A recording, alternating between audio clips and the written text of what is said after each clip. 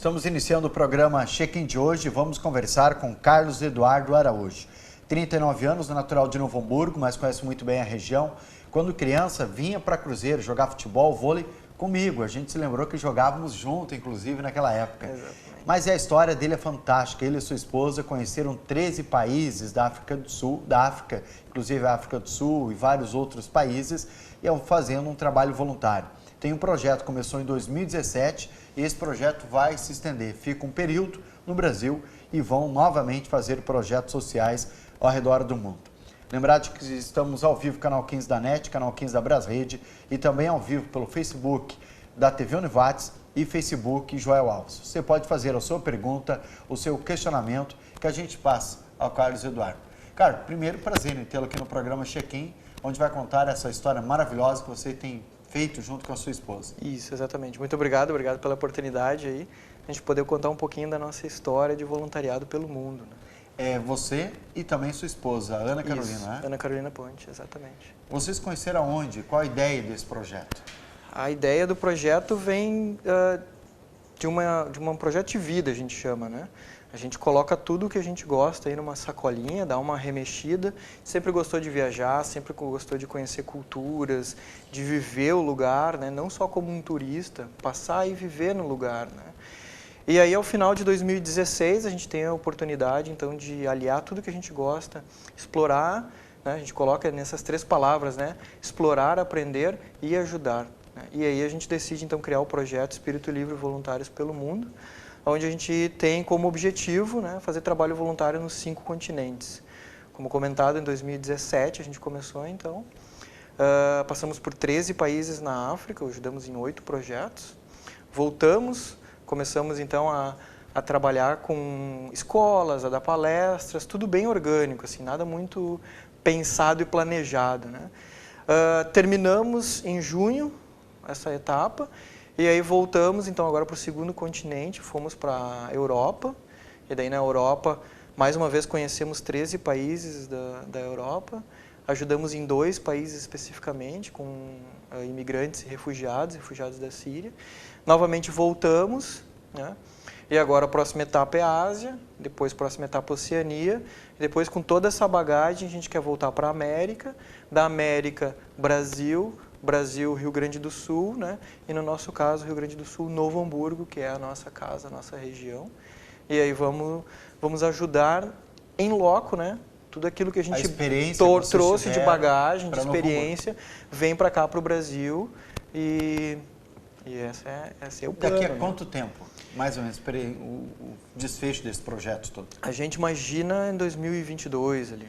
2022, talvez passar 2022 inteiro dentro da América. Né? Para que o telespectador, possa também entender, vocês planejaram ir para a África ou foi um acaso, ou foi a oportunidade que surgiu? Assim como a gente acha que a gente decidiu terminar, né, na América, a gente visualizou a África como o início, a gente acredita que é o início de tudo. Né? Ali é o berço da humanidade, é onde a gente acredita que dali veio a vida, então a gente achou uma ideia bem romântica de começar justamente pela África, né?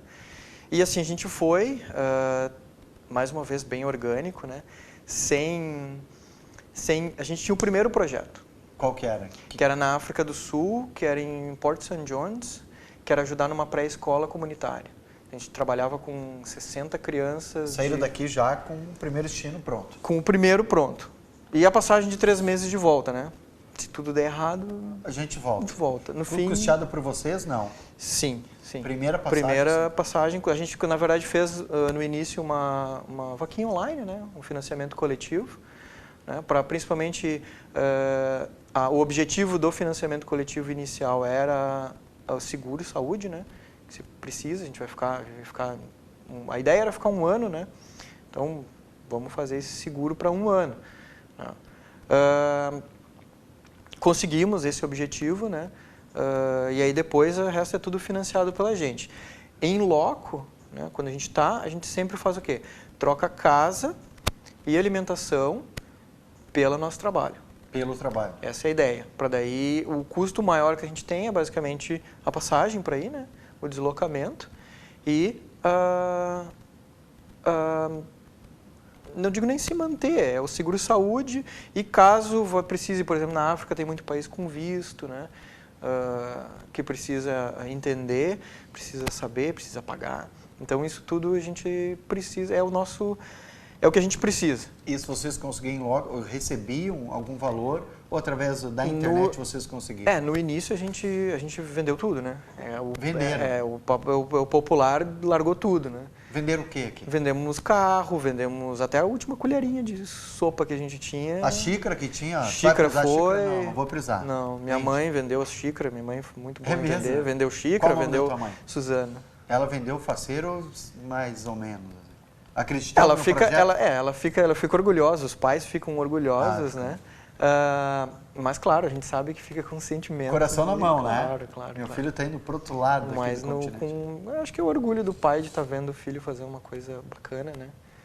E se sentindo parte disso, né? Então é assim é quando a gente volta, né?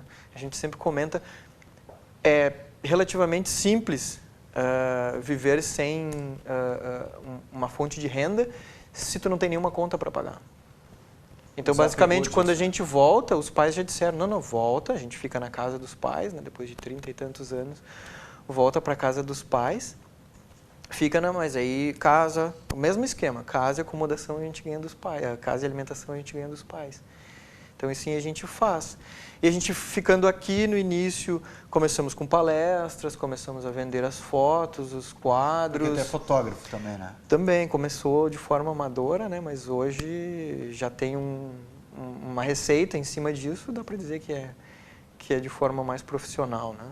Tem como se manter. Daí a gente faz esse pé de meia, gasta o mínimo possível aqui, né? Eu também sou chefe de cozinha, então eu consigo fazer trabalhos de eventos, trabalhos com... Isso fora do Brasil também? Ou não? Não, Lá eu já fiz assim alguma coisa, mas é difícil, né? Não é o foco também, né? Trabalhava com o que antes, Carlos? Eu me formei técnico e mecânico, né? E depois fui me graduar como chefe de cozinha, né? Aí fiz minha especialização como sommelier, né? E hoje eu tenho também conhecimento por cervejeiro, né?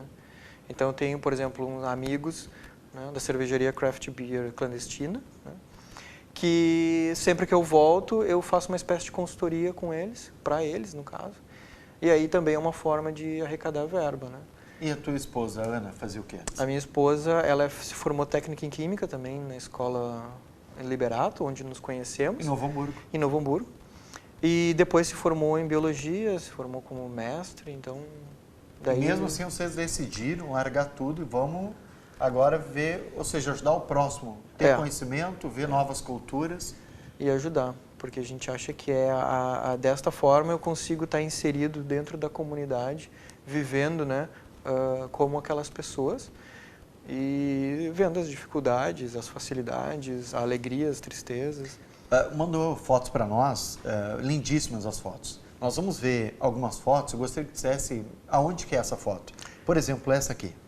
Essa foto é no litoral da Namíbia, né? No Oceano Atlântico, no caso, perto de Walvis Bay, que é uma baía que foi muito importante até pro período dos portugueses, né? Foi um dos pontos de pit stop quando eles faziam o caminho para as Índias, né? Durante muito tempo, Namíbia e África do Sul foram a mesma coisa, né? E foi o último ponto da África do Sul, que a África do Sul abriu mão para a Namíbia, foi essa costa, né? Porque é importante. Porque era importante, né? Então ali é uma cidade extremamente turística, Swakopmund, né? Que é a cidade litorânea, costeira, muito, como a gente estava comentando, muito bonita, né? África do Sul e Namíbia dividem ali, né? Estão sempre brigando entre si, entre quem é o país mais desigual do planeta, né? Mais desigual. Mais desigual do planeta. Você falava agora há pouco, antes da gente iniciar o programa, que a África do Sul é impressionante, né? Tem lugares que não se encontram, por exemplo, nos Estados Unidos. Né? Exatamente. Mas em contrapartida tem lugar que tu não encontra no Brasil também de pobreza. Nem lugar na África. Às vezes até nem na África. De tão desigual que é. Desigual que é. A desigualdade é bem alta, né? Em compensação, a gente passou por outro país que foi o Malawi, né? A gente viu, nossa, o país é todo pobre. E depois, pesquisando, especialmente para as palestras, a gente descobre que o Malawi, se tu pegar números oficiais, é o país mais pobre do planeta. Só que a desigualdade é quase zero. Não é um país desigual, porque todo mundo é pobre. Então tem essa outra questão que nos faz pensar num todo, né? Todos os dados, eu não posso só analisar. Se eu olhar só os números? Os números em desigualdade, Malawi é como o Canadá. Né? Só que no PIB, tu vai ver que o PIB é menos de $1 por dia. Né? Menos de $1 por dia. Per capita. Né? Uma das dúvidas, maiores dúvidas, quando a gente fala da África, é a questão da segurança, que é um país de muita pobreza e muito inseguro. É inseguro, né? É inseguro ali, como eu comentei, na África do Sul, especialmente em Joanesburgo, né? Mas fora, se tu começa a subir e conhece a África de verdade, a gente sempre comenta, é um pouco dos anos 80 no Brasil. Todo mundo na rua, 11 horas da noite, tu tem comércio na rua, tu tem pessoas com dinheiro para lá e para cá na rua. Não me sinto inseguro na África. Não sentiu seguro? Não me sinto inseguro na África, fora dos grandes centros, né? Especialmente fora dos grandes centros. E aí, como nós íamos também com a intenção de ajuda, em comunidades menores, eles já sabiam que, por exemplo, como a África recebe muito voluntário da Europa, né? Eles acabavam me confundindo com um europeu. E eles sabiam que aquela pessoa branca ali, ela está vindo aqui para ajudar. E não explorar. Não explorar. Não dividir, somar. E aí, e aquela outra coisa também. Vai no mercado público, conversa com todo mundo, vai todo dia, a pessoa está te entendendo como um local, né? Sim. Uma pessoa Vive local. a comunidade. Eu estou vivendo na comunidade. Nós vamos fazer uma pausa, em seguida a gente volta a conversar com o nosso convidado especial, Carlos Eduardo Araújo. Ele que é natural de Novo Hamburgo e conheceu 13 países da África e agora nos conta a experiência, assim como também conheceu 13 países da Europa, que a gente vai chegar lá ainda no programa de hoje.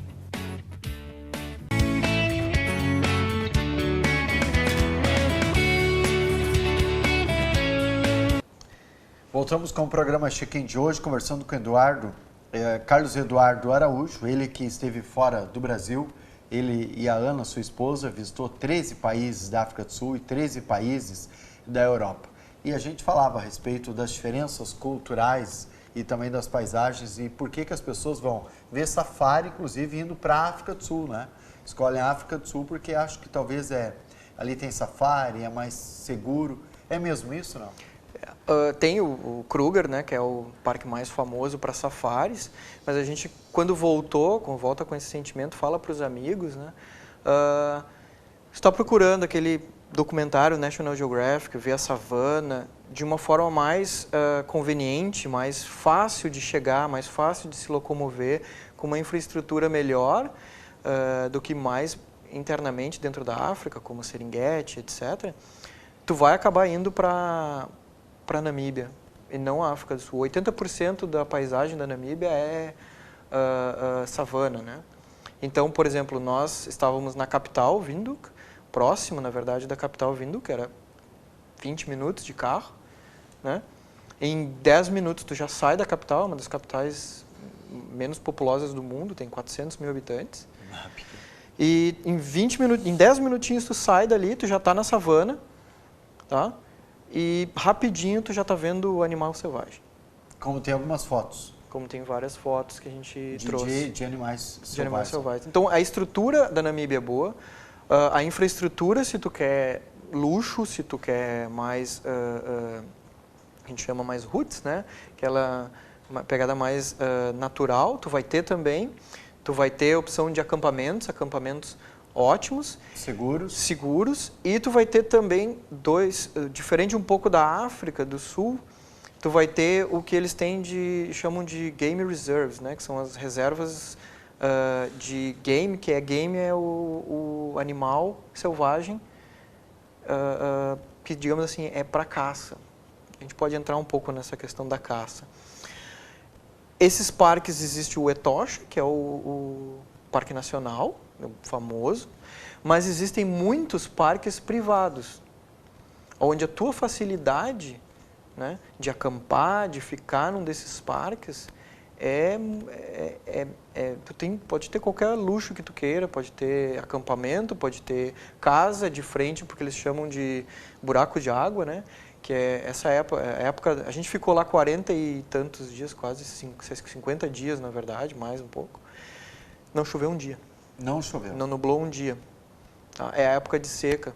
E aí esses espaços de água são deixados para os animais saberem que ali eles têm um ponto de água.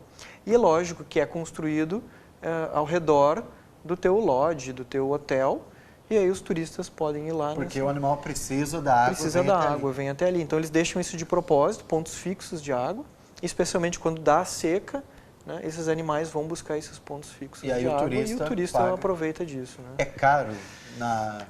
Não é um país caro, tá? Mas tudo depende do teu nível, né? Sim, o que tu procura. Essa é a vantagem, digamos assim, da Namíbia. Se tu quer fazer o safari de luxo, tu vai ter o safari de luxo. Sobre a caça, o que queria salientar da caça? A caça da Namíbia, a gente tem uma ideia bem trágica da caça, né? Só que na Namíbia tem uma história muito bacana de usar a caça em prol do animal. Antigamente, a Namíbia tinha cultivo de gado.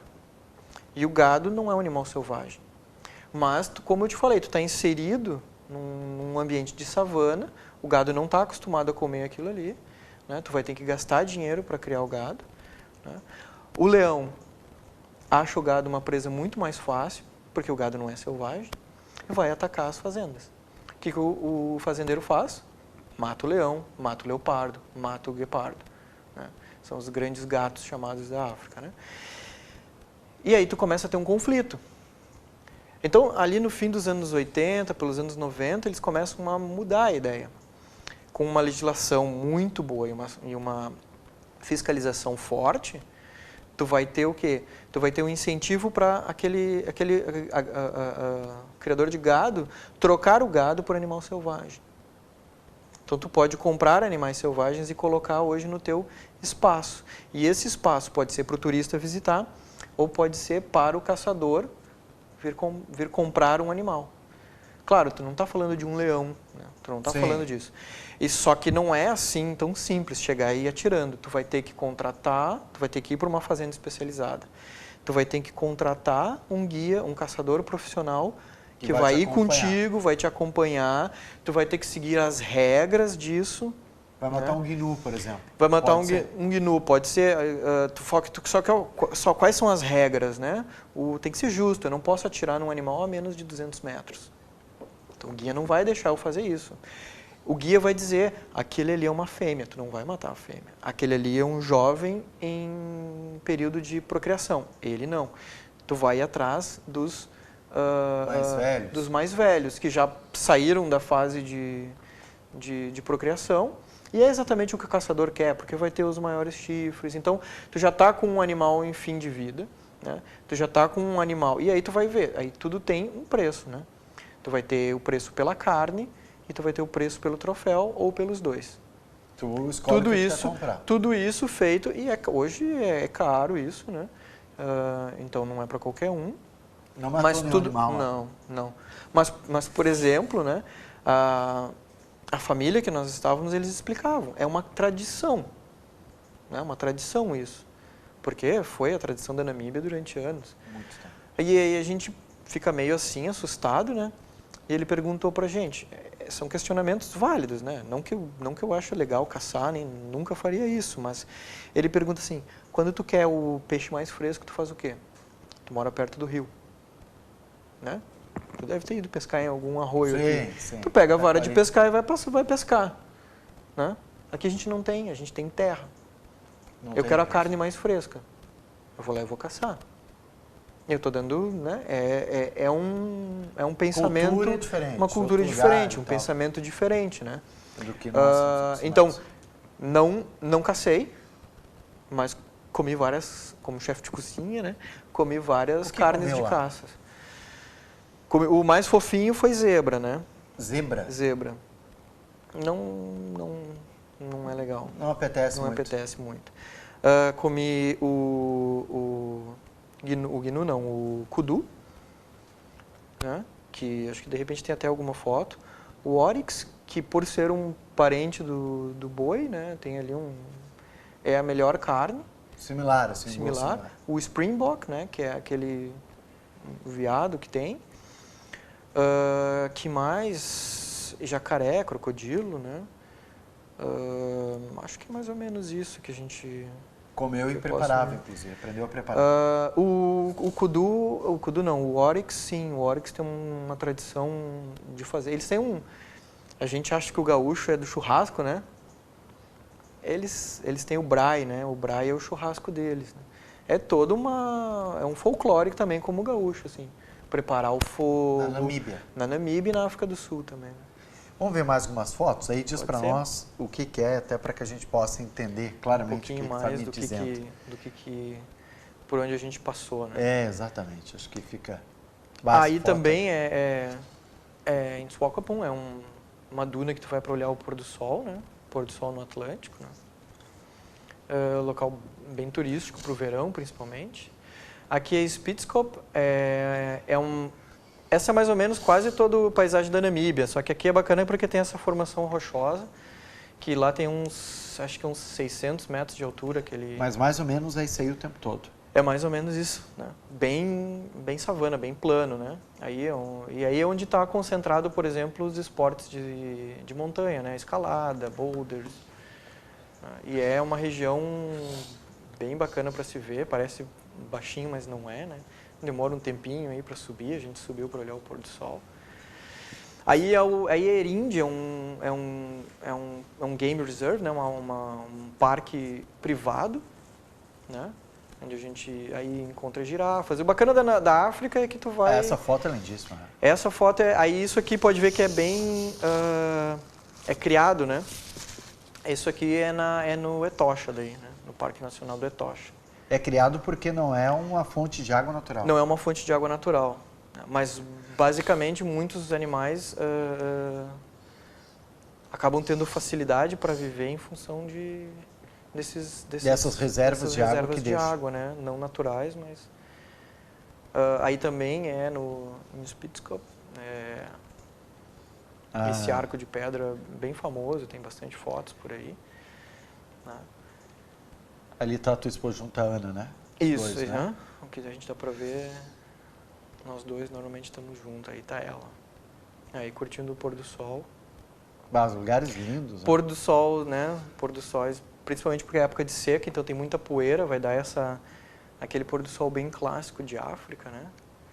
Tirou fotos, isso que é com filtro? Não, sem filtro. Não, sem filtro. Só com tratamento daí, né? Sim. Mas lindíssimo, parece que usa, né? Tão bonito que é a paisagem. E aí tem pôr do sol e nascer do sol, né? Tem os dois. Os dois. Bom, a gente, depois das fotos vai ver mais algumas, depois a gente vai fazer um breve intervalo. E aí a gente vai poder ver mais algumas fotos, algumas mais histórias da África e também vamos entrar na Europa. A gente volta daqui a pouco.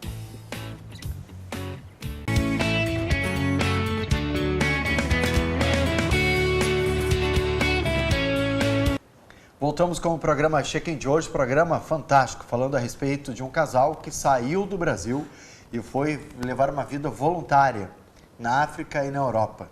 Carlos Eduardo Araújo. Isso. Né? Que história fantástica, né? Quanto conhecimento, né, Carlos? Essa é uma das recompensas, né? Que não conseguiria pela internet, pelos livros, né? Porque o cheiro, o pisar no solo, ver o pôr do sol, né? O nascer do sol, só estando lá, né? E o bacana disso é que a África é bem difícil de conseguir informações, né? A África com uma constante mudança toda hora, né? Especialmente também para vistos, para todas essas coisas. Aí a África sempre está em mudança. A gente pega muita coisa no meio do caminho que muda de um dia para o outro. Né? Até se o pessoal de casa quiser entrar em contato com a gente, depois a gente passa aí. Quiser saber mais como faz para tirar visto, etc., a gente tem o maior prazer em ajudar. Quando saíram do Brasil e foram para a África, o que mais surpreendeu vocês? O que mais surpreendeu? O que surpreende bastante na África é a vontade do africano ser africano. Eu não me importo em cozinhar no chão, eu não me importo em cozinhar num fogão de barro. Eu, inclusive, prefiro fazer isso. Eu poderia ter o fogão normal, mas eu prefiro cozinhar. O africano a raiz de ser africano, isso chama muita atenção, especialmente por um período de colonização tão longo, né, muito mais longo eu não digo, mas num período tão moderno. Tem países como, por exemplo, Moçambique, que tem independência em 75. A maioria vai ter sua independência nos anos 60, 70. Então, são países jovens que sofreram muito na mão do colonizador, mas que ainda assim mantêm o orgulho de ser africano. Né? Aquele bairrismo, que nem o gaúcho tem também. E a felicidade, né? A felicidade, às vezes o pessoal pensa... Coitados. Mas eles são felizes de um jeito que só estando lá dentro da casa de cada um para entender, assim. E é muito bacana isso. Você, claro, branco, né? É confundido quando se imagina a África, vê muito só o negro, né? É isso mesmo, não? Porque... Na África, digamos assim, Botsuana para cima, sim, tu vai ter até o Saara, né? Tu vai ter uma grande maioria de negros. Mas, em função da colonização, e como eu comentei, Namíbia e África do Sul eram a mesma coisa durante durante o período da colonização inglesa e depois holandesa, né, que vai vir o Afrikaans. O Afrikaans é o branco sul-africano. E, por exemplo, eles sabem que eu não sou sul-africano. Porque eles realmente não se parecem. Não se misturam. Eles vão formar a comunidade deles, vão formar casais entre eles, né? Não vão misturar. Então, eu tenho mistura. Eles conseguem ver que eu sou um turista, que eu não sou um africano. O africano, qual a característica dele? É aquele queixo quadradão, né? O alemão, bem cabelo loiro, né? Ou o cabelo mais escuro, barbudo, né? Mas especialmente o olho mais claro, queixo mais quadrado, mas aquela cara de lenhador, assim. Sei. Sabe? Então, hoje eu consigo identificar Consegue perceber. E eles na hora vê que é um africano ou é um turista. Ou é um turista. E se relacionam bem, não? As duas culturas? Hoje em dia se relaciona bem porque, infelizmente, ainda mantém-se uma separação, né? Principalmente pela desigualdade, né? Não preciso dizer, nem tem como tapar o sol com a peneira, que, lógico, o negro hoje executando a mesma função de um branco na África do Sul e na Namíbia, o branco ganha 5 vezes mais. Então, tu vai ter uma espécie de apartheid através do dinheiro, né? Tu não vai ter o shopping para negro ou o shopping para branco, mas tu vai ter o shopping onde o poder aquisitivo do negro não consegue comprar nada. E o shopping onde o poder aquisitivo do branco, né, me permite ir e onde eu posso escolher não ir lá. Talvez. Eu posso escolher não ir lá. Então, é diferente, né? A gente está acostumado no Brasil, que é toda essa mistura. Muito igual, né? E lá Então, esses dois países, isso é muito forte ainda, né? Especialmente a Namíbia, que tem uma comunidade em menor número, né? É mesmo uma comunidade, todo mundo se ajuda entre si, né? Como é o transporte público lá? Como vocês circulavam? Aluga um carro, não? Porque a África do Sul tem isso, né? Mas começa a subir... Depois para cima a gente foi... porque, mais uma vez, esse é o grande problema que a gente encontrou da África, que é encontrar as informações e caminhar por lá. Como nós andávamos com o nosso próprio dinheiro, né? Nós andávamos de ônibus, transporte público, né? Então, nós pegamos ônibus comum, de linha, né? E aí tu vai ver, por exemplo, só eu e a Carol, que é um pouco mais brasileira que eu, né? O pessoal perguntava, tá, vocês são da onde? A Carol dizia, eu sou brasileira. Daí eles olhavam para mim, e tu? Não, eu sou brasileiro. Não, tem certeza? Eu tenho certeza. Eu tenho certeza. Então, às vezes, era só eu de branco no ônibus, né? E no transporte público, aqueles transportes de van para 15 pessoas que tem 25. Eu andei com meio corpo para dentro, meio para fora pela janela, assim, esmagado, segurando, não, o mundo me segurava ali dentro. E assim vai indo, e essa é a experiência que a gente queria. É isso que a gente fala em conhecer, parte da história, em explorar e aprender. É assim que vive lá, e é assim, e a gente acha isso muito bacana. Vamos ver mais algumas fotos, que são tantas e tão bonitas que precisamos. Essa aqui. Aqui daí já é no trabalho voluntário que a gente fez na Namíbia, né? Elitia é o nome dela, ela era cega, a gente então trabalhou numa escola para cegos e deficientes visuais, onde uma professora sentiu a necessidade, uma iniciativa bem local, assim, de usar os voluntários para ajudar a professora em sala de aula. Aqui é tradicional o ritual do fogo, né? Bem no momento onde faz o fogo, esse é um bushman, um homem dos arbustos, né? Traduzindo ao pé da letra. Mais uma vez dentro da sala de aula, né? Reparem a menininha lá com a cara bem colada na classe, né? Para conseguir enxergar. Ah, ela tem dificuldade, deficiência visual. Isso. E aí, mas ela consegue enxergar um pouco. Um pouco, é. E ela está fazendo o que lá? Ela está desenhando alguma coisa. Está desenhando. É. E aí depois tu vai pegar, um papel grande com um desenho pequeno, né? Detalhe também pro menininho da direita ali, né? Ele é negro. Albino. Ele é um albino. Albinos têm problema com... Ali dá para ver 2 problemas, né? Problema de visão e problema no menininho com a pele por causa do sol. Do sol, né? que é muito forte. Então, por ter sensibilidade visual, eles normalmente têm problemas visuais, né? E acabam na escola. Então, a gente ajudava... Só de manhã. Isso era só de manhã. É 10 e 10 da manhã. Ah, não sei. Lá, o relógio, pois lá. mas o relógio é só... Aquele relógio enfeite? Ele está impresso daquele jeito, né? Era só para ensinar... As horas. Isso seria o equivalente à nossa primeira série, né? Então... Puxa vida. E aqui daí é tribos tradicionais, né? Que a gente visitou, né? É bem difícil visitar. Por quê? Porque... imagina que alguém chega na tua casa e quer entrar na tua casa e quer conhecer, ver como tu vive, cheio de gente tirando foto, tu não vai gostar muito, né? Então é todo um trabalho não, vamos abrir, é a mesma coisa na Amazônia, tu não consegue chegar lá numa tribo da Amazônia e invadir, né? Sim. Tu vai ter que ter permissões, tu vai ter que ter ou algum engajamento da tribo para divulgar e não deixar morrer as suas tradições, né? Então, isso a gente daí teve a felicidade também de conseguir visualizar, né? Vocês não tinham trabalho em tribos na África? Não, isso é mais difícil ainda. Tentaram. Tentamos, mas isso é mais difícil ainda, né? É bem complicado. Porque as tribos lá são diferentes das nossas tribos, né? Pela própria vegetação, né? Sim. O clima também. Também. Então, e eles vão estar espalhados, é uma região ali no centro da África, ali no centro da parte mais sul da África, que é a região da savana, né? Que vai ser os Bushmen, né? Os homens dos arbustos. E eles vivem de quê? Caçadores-coletores, né? Coletam, preservam, sabem como encontrar água, sabem como encontrar medicamentos na natureza, curtem o próprio couro, né? E assim... Vivem disso. Subsistência. Extremamente. E hoje em dia algumas tribos acabam vivendo com o turismo também, né?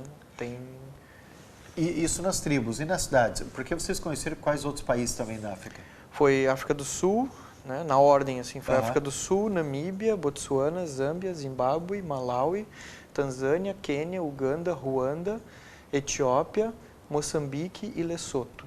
Foram esses os 13 países, né? Cidades são cidades normais, né? Cidades, tirando, por exemplo, Nairobi, que é uma cidade caótica, assim, me lembra um pouco até da Ásia, né? Mas as cidades são normais, né? Tu vai as capitais de cada um desses países. Por exemplo, Joanesburgo, como a gente tinha comentado, o centro de Joanesburgo é perigosíssimo. Chegar de noite no centro de Joanesburgo, tu vai ser assaltado, ponto. Não deve ir. Não deve ir. Experiência não própria, mas muito próxima, né? Sim. De uma menina voluntária que acabou, a gente conheceu ela, e ela se perdeu no horário, acabou pegando um ônibus, chegou de noite, com ajuda, digamos, uma escolta de alguém local, os 2 foram assaltados. Mesmo assim? 7 da noite. Né? Ruanda, depois de toda a questão do genocídio, né? Ruanda hoje é um país pequeno, né? E Kigali, que é a capital, é um país de primeiro mundo. País de primeiro mundo? País de primeiro mundo. Cidades limpas, regiões... mesmo os lugares onde a estrada é de chão batido, tu vê tudo limpo, organizado, sem lixo na rua, trânsito organizado, não é nada caótico. E passou pouco tempo por um caos, né? A Ruanda tem filmes, inclusive, que falam a respeito disso. Sim, né? vale a pena olhar o Hotel Ruanda. Tá? Hotel Ruanda. É bem verídico ali. Eles explicam muito bem, de uma forma bem rápida, toda essa questão que a gente foi lá e estudou. E é um genocídio, não é? É um uma guerra civil, é um genocídio, é. O interessante, se dá tempo para comentar, o interessante ali é que é basicamente uma disputa entre Tutsis e Hutsis, né? Sim, duas tribos, né, fortes. A gente acha que é duas tribos, mas apesar de toda a África ser dividida entre muitas tribos, Ruanda era um país que originalmente não tinha tribos. Não tinha? Não, era todo mundo ruandês. Aí vai chegar a colonização alemã. E a colonização alemã vai fazer o quê? Eu não tenho gente suficiente para tomar conta do país. Então eu, alemão, vou lá e vou começar a selecionar pessoas. Vou fazer medida, vou medir o nariz, pessoas que têm o nariz mais fino, mais altas e tom de pele mais claro, eu vou começar a colocar na escola, vou dar educação, e essas pessoas vão me auxiliar no governo. Essas pessoas vão ser chamadas de Tutsis. E quem vai ficar na agricultura, na pecuária, etc., são os Hutsis. Eu não preciso dizer que eles eram 80% versus 20%. Né? E quando vem o governo belga, que piora ainda mais a situação, porque a Bélgica é menor ainda que a Alemanha. Primeiro pertencia a Alemanha. Porque a Alemanha perde todas as suas colônias na África após a Primeira Guerra Mundial, né? Sim. Passam aos vencedores. Então, Inglaterra, Bélgica, dividem França, ali. vão dividir as colônias da Alemanha, incluindo Namíbia, né? E vai passar, então, para a Bélgica. A Bélgica vai aumentar isso e, com o distanciamento da Bélgica, internamente começam os problemas. Né? Já logo que a Bélgica decide, então, dar a independência, lá nos anos 60, já começa uma perseguição que vai durar até os anos 60, onde todo o problema, que daí começa até os anos 80, perdão, 90, onde eles colocam todo o problema de Ruanda, é por causa dos Tutsis. E aí é basicamente uma revolta dos Hutsis contra Tutsis e simpatizantes. Né? E ali a gente está falando de números oficiais, ali quase 1 milhão de pessoas mortas e grande parte mortas em 24 horas, 7 dias, né? E é morta a machadada, né? A facão, a facão. Nós vamos continuar falando sobre isso. Nós vamos em uma breve pausa, voltamos em seguida conversando com Carlos Eduardo Araújo, essa história fantástica a respeito da África.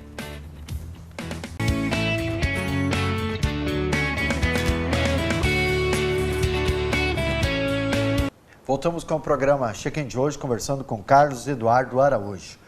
Nós nem terminando de falar da África, já somos obrigados, né, pelo tempo, a falar da Europa, né, e da estadia aqui no Brasil, como é que está. Mas gostaria que concluísse a respeito de Ruanda, né, que foi mais um genocídio, né, do que uma guerra civil, como é vendido, né, foi vendido para todos nós, né? Pela distância também, né? Até o próprio ONU demora a definir que é um genocídio, né? Isso é o grande problema daí. E sim, o genocídio, onde quase 15% dos Tutsis, praticamente 15% dos Tutsis são dizimados, né? E hoje, em função de todo, digamos assim, sentimento de culpa que o mundo teve, de não fazer nada, a injeção de dinheiro é muito alta lá. Por isso que o país é um país pequeno e se desenvolve. E hoje é muito bacana porque a gente tem um líder, né, que quer ser a África também, quer se empoderar, não quer ter a necessidade da Europa, e hoje não tem mais essa diferença. Todo mundo é Ruanda. Você aconselha para conhecer na África, não? Ruanda? É um país que eu aconselho para conhecer toda essa história, né? É importante ver os dois lados do ser humano, né? Quão cruel pode ser e, ao mesmo tempo, E é um país mais desenvolvido, então. Talvez, chegando em Ruanda, dá para pegar um carro e conhecer outras partes da África. É mais complicado, assim. É mais complicado. Porque daí tu também já sai de lugar, tu já sai ali do ambiente mais tranquilo e fácil ali. Tu já vai começar a ter que andar em outras estradas. Eu aconselho ir de transporte público, ônibus. Ou a África tem algo que é muito comum, que se chamam os overlands. Os overlands começam lá nos anos 80, com a ideia de um maluco que ele bota um caminhão, umas barracas, bota um pessoal dentro, e ele sai da cidade do Cabo e vai até Cairo, né? E acampando e passando pelos pontos turísticos. Hoje ainda existe exatamente esse trajeto, Cidade do Cabo, Cairo, demora 6 meses, tu vai percorrendo toda a África. Mas existem outros mais curtos que tu pode fazer, por exemplo, da Cidade do Cabo até Uganda, para ver os gorilas da montanha. Leva 6 meses para ir. Aí tu vai ter de 30 dias, de uma semana, de 60 dias. De acordo com o teu tempo e dinheiro. E tu vai sempre acampando, né? Vai ficando nos lugares, vai acampando, vai vivendo aquele sentimento de acampamento que na África é bem comum e bem estruturado, né? Campings excelentes. Ficou muito em camping, não? Ficamos bastante em camping. Bom, vocês ficaram quanto tempo na África? 9 meses. 9 meses. 9 meses. E era para ficar 3 meses, né? Foi indo. Ficamos 9 para poder voltar primeiro ano com a família, passar Natal e Ano Novo, né? E aí vem o Brasil, quanto tempo depois vai para a Europa daí? Aí a gente volta em dezembro de 17, perdão, e em junho de 2018 embarcamos para a Europa. Para onde vocês foram lá? Fomos para uma cidade chamada Tarifa, no sul da Espanha. Ali em Tarifa até Marrocos. Está bem no Estreito de Gibraltar, são 14 quilômetros. Então hoje, na Europa, depois dos portos italianos fecharem, isso tudo que a gente está vendo na mídia, Tarifa, a Espanha, é, pelo Estreito de Gibraltar, o principal ponto de recebimento de imigrantes irregulares que chegam na Europa, né? Então a gente ficou ali 5 meses daí, ajudando daí numa organização maior, né? Ajudando a Cruz Vermelha. Daí vale a pena comentar que a gente faz 2 trabalhos voluntários, né? Um para ganhar casa e acomodação e alimentação, que a Cruz Vermelha não fornece, e outro para ajudar na Cruz Vermelha. Né? E fazia o que lá? Qual que era a função de vocês? A gente tinha o trabalho que é no grupo de resposta imediata a emergências da Cruz Vermelha. A gente ia para o porto, no porto esperava os barcos de salvamento marítimo que recolhiam então esses botes, né? Vem muitos. A gente, no ano de 2018, foram 60 mil pessoas ali, em torno de 60 mil pessoas que cruzaram, né?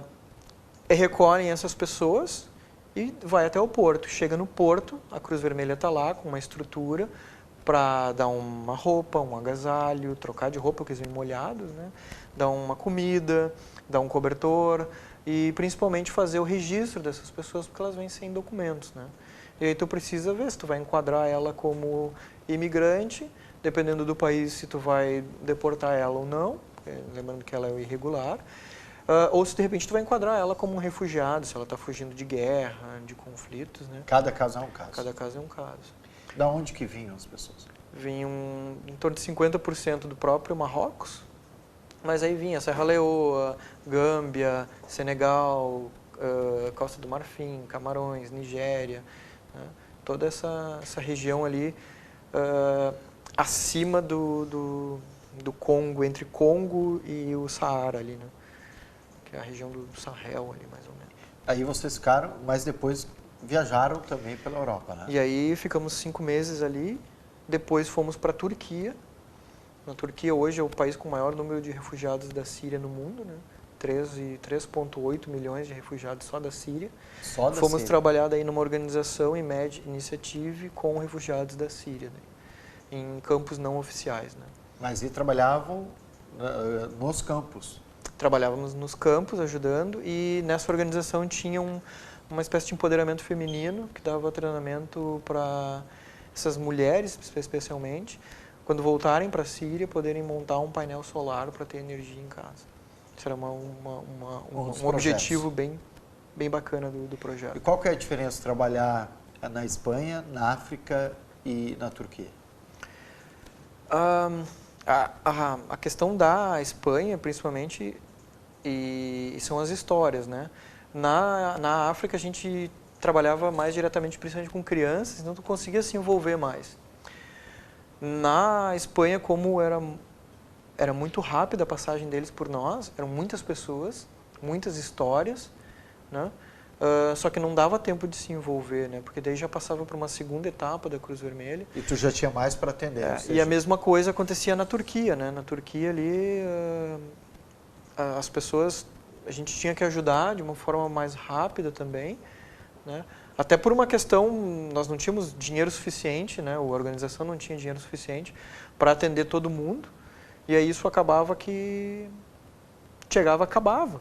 E tinha muita gente ainda para ser atendida, então tu tinha que fazer tudo meio rápido e ir embora, né? Era meio triste um pouco isso, mas... Era o que tinha, o que dava para se fazer. E aí tentamos fazer mais um trabalho, mas faltou tempo. Isso também aconteceu na África, né? Falta tempo às vezes. E aí é que decidimos então conhecer um pouco da Europa, meio... não digo obscura, mas que pouca gente faz, que é os Balcãs, né? E a antiga Iugoslávia ali. Então ali daí fomos Bulgária, Sérvia, Bósnia e Herzegovina, Montenegro, Kosovo. São países mais fechados. Né?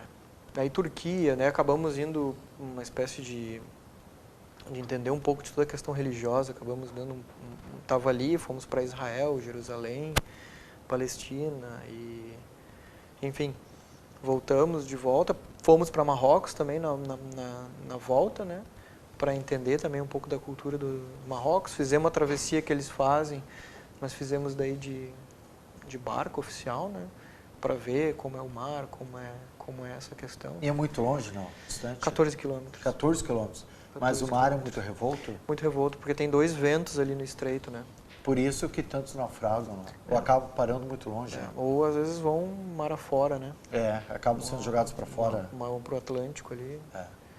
Mar afora. Carlos, felizmente estamos chegando ao final do programa, mas a história é fantástica. Vai ficar, queremos saber ainda antes do final do programa, quanto tempo ainda permanece no Brasil? A gente permanece no Brasil aí até outubro, provavelmente, né? Agora já começam os trâmites para encerrar as palestras que a gente faz, né? E passagem, tudo isso a gente tem que olhar com um pouco de antecedência. Vamos para onde? A ideia inicial é começar pela Índia, né? A questão logística e de custo de passagem, a Índia é o que... E porque a gente já tem um pouco de contato, especialmente na Turquia, a gente teve um contato com uma organização da Índia. Vamos direto para lá? Provavelmente vamos direto para lá. E tudo custo de vocês, passagem e tal? Aí o custo que a gente faz, né? A gente se sobrevive com palestras que a gente faz, né? Hoje são mais de 2.500 crianças atingidas, né? Poxa. Nas palestras em escolas, palestras em empresas motivacionais que a gente tem também. Tudo isso dá para entrar em contato lá no site www.euvoepronto, né? No Facebook, tá? Tudo no @euvoepronto, Facebook /euvoepronto, e Twitter e Instagram @euvoepronto. Tem um pouco de vídeos, especialmente da África, tem vídeos no YouTube também, @euvoepronto, e no www.euvoepronto.com. Lá também tem um botãozinho de doação, se alguém se sentir aí motivado, querendo participar, ajudar aí mundo afora. Mas que orgulho saber que alguém de Cruzeiro, né? Porque é de Novo Hamburgo, mas vinha ali, nós jogávamos junto e a gente nem se conhecia depois. Quantos anos passaram, né? Assim é a vida, né? 30 anos, né? Mais ou menos. Mais ou menos. Mas que bom saber que está bem, que tem esse projeto maravilhoso, tu e a Ana Carolina, e que vocês possam aí voltar outras vezes aqui no programa Check-in, contar outras histórias para nós. Temos história que mais tem. Que bom te ter aqui. Certo. Esse Carlos Eduardo Araújo, nosso entrevistado de hoje, nosso convidado, que falou maravilhas, como vocês puderam ver. Na semana que vem a gente volta com uma outra história. Quem será? Por onde andou? O que fez da vida? Até semana que vem, aqui no programa Check-in da TV Univates.